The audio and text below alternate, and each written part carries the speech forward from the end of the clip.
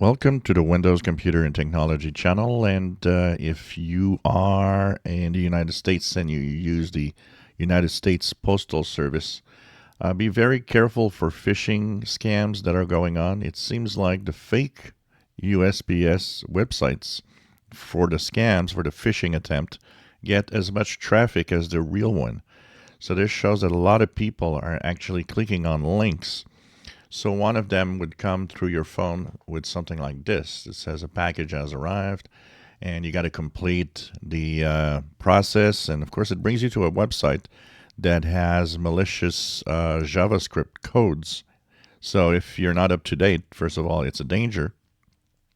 And second, well, it's trying to lure you into doing things, and it's actually not the real store.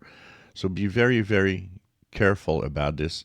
And look at the URLs. They're always fake. They always are bizarre or not directly related to the United States Postal Service. And you can't, verify it by looking at the site, because if you look at the site, it looks, like the real one. And so it even has the possibility of checking, tracking and all of that. But of course, it's fake information that it's giving out. So it's extremely important not to fall for this if you are in the United States. And, might as well throw in pretty much every delivery company, as there's a lot of these phishing attempts and scams that go through text messaging and that try to lure you and say, well, you got a package that we couldn't deliver. It doesn't work like that, once again, unless you subscribe directly to alerts by email on some website.